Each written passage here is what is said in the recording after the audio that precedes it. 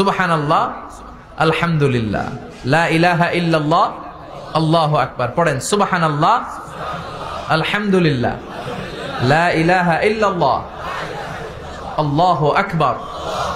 এই চারটা জিকির হচ্ছে শ্রেষ্ঠ জিকির। শ্রেষ্ঠ তো শ্রেষ্ঠই তো পাইছেন, আর এদিক ওদিক তাকান কেন? পড়েন ইচ্ছা মতো।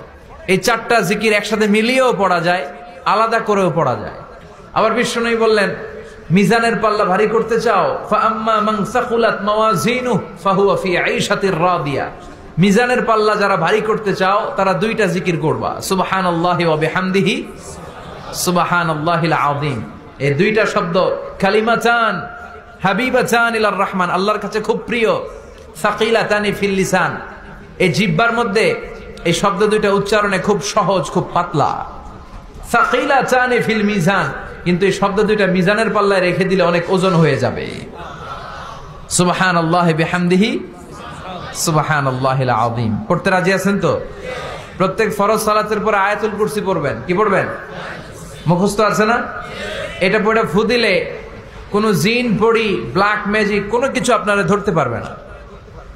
বিশ্বনবী বলেন, মান ক্বারা আয়াতাল কুরসি দুবুরা কুল্লি সালাতিন মাকতুবা লাম ইয়ামনাহু মিন দুখুলিল জান্নাতি ইল্লাল মাউত। প্রত্যেক ফরজ সালাতের পরে কেউ যদি আয়াতুল কুরসি পড়ে, তার জান্নাতে ঢোকার ব্যাপারে আর কোনো বাধা নিষেধ থাকে না। একটা জিনিস ছাড়া, সুবহানাল্লাহ, আরেকটু পরে বল, একটা জিনিস ছাড়া, ইল্লাল মাউত, সেটা হচ্ছে মৃত্যু। লোকটা মরে না তাই জান্নাতে যায় না, মরলেই জান্নাতি। এবার সুবহানাল্লাহ। তাহলে প্রত্যেক ফরজ সালাতের পরে আয়াতুল কুরসির দরকার আছে না নাই? প্রত্যেক ফরজ সালাতের পরে সালাম ফিরিয়ে আওয়াজ করে পড়বেন আল্লাহু আকবার। 3 বার পড়বেন আস্তাগফিরুল্লাহ, আস্তাগফিরুল্লাহ, আস্তাগফিরুল্লাহ।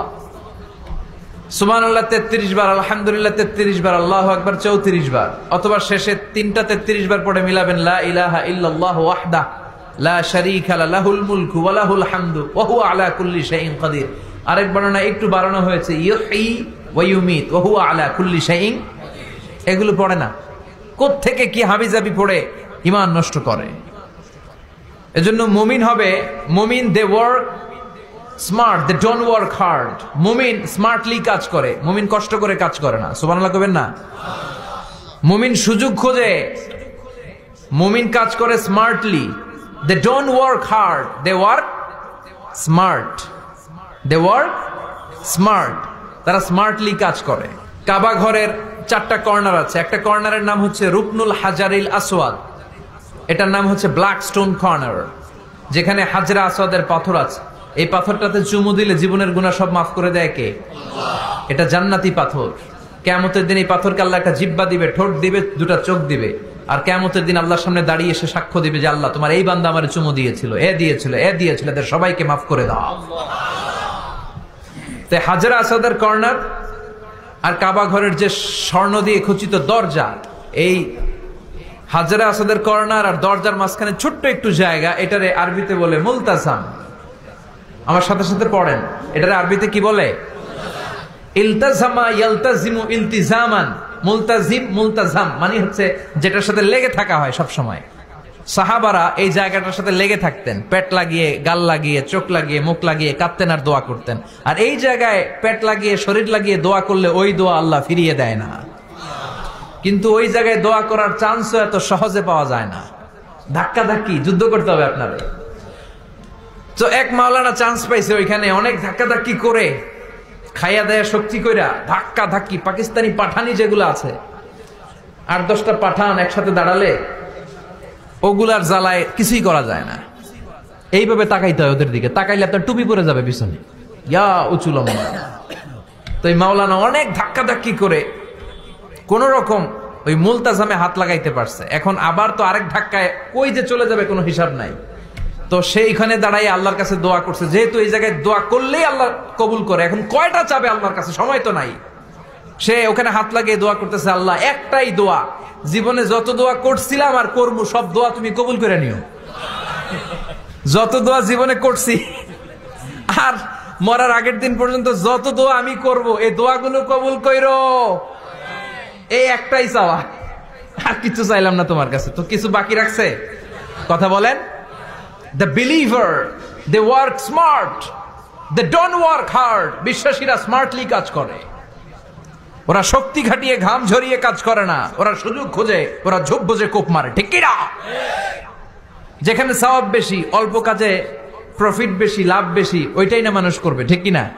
এই জন্য যে সহি আমলগুলোর কথা বললাম ফরজ সালাতের পরে, আজকে থেকে এগুলো আমরা করব। মনে থাকবে? ইনশাআল্লাহ পড়েন, আর জোরে পড়েন ইনশাআল্লাহ। যে বইটা থেকে আমরা কয়েক মিনিট শোনার জন্য আজকে বসেছি, বইটার নাম সবাই বলেন। এই কোরআনে কোনো ভুল নাই, কোনো সন্দেহ নাই।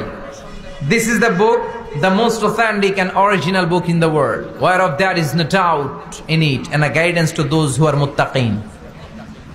Allah বললেন, যালিকাল কিতাব লা রাইবা ফি হুদাল লিল মুত্তাকিন। এমন বই যেটাতে সন্দেহের অবকাশ নেই, মুত্তাকিনদের জন্য গাইডলাইন। কিতাবুন আনজালনাহু ইলাইকা লিতুখরিজান নাসা মিনাল যুলুমাতি ইলান নূর। ও Muhammad, I've revealed this holy and sacred book unto you in order to lead the mankind out of darkness into the light. ও নবী, অনেকগুলো অন্ধকার থেকে একটা আলোর মশালের দিকে নিয়ে যাওয়ার জন্য আমি কোরআন নাজিল করেছি। বামপন্থীদেরকে ডানপন্থী বানানোর জন্য আমি কোরআন নাজিল করেছি। জাহান্নামীগুলারে জান্নাতি বানাতে আমি কোরআন নাজিল করেছি। সুবহানাল্লাহ পড়েন। ওই কোরআন থেকে আজকে আমরা কথা শুনবো, পড়েন ইনশাআল্লাহ। আমি আপনাদের খেদমতে আল কোরআন আল কারীমের 30তম পারার 112তম সূরা, খুব ছোট্ট একটি সূরা। সাইজে ছোট্ট হলেও ফজিলতের শেষ নাই, এই সূরার বরকতের শেষ নাই। এই সূরার ইম্পর্টেন্স, সিগনিফিকেন্স, স্ট্যাটাস, এগুলো শেষ নাই। অনেক ছোট ছোট জিনিসকে আমরা উপেক্ষা করি, আমরা গুরুত্ব দিতে চাই না, কিন্তু আসলে এটার গুরুত্ব যে কত বেশি আমরা বুঝি না। সূরাতুল ইখলাস হচ্ছে ওই রকম একটি সূরা যেটাকে আমরা গুরুত্ব দেই কম, আসলে অনেক গুরুত্বপূর্ণ। সুবহানাল্লাহ পড়ে। এমন একটা সূরা যে সূরাটা সবার মুখস্থ আছে। মুখস্থ নাই কার কার একটু হাত তোলেন। সবার মুখস্থ আছে না? আলহামদুলিল্লাহ পড়েন।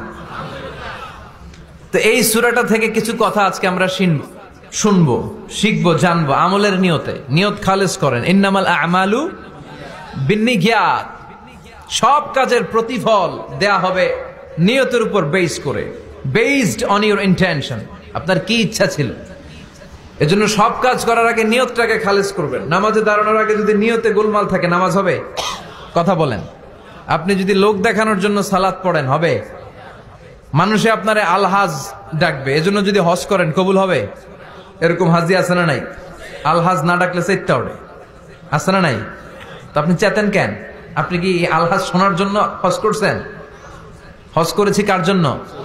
আতিমুল হাজ্জা ওয়াল উমরাতা লিল্লাহ। আল্লাহর শব্দ চুজিংটা দেখছেন? আল্লাহর রুচি দেখেছেন?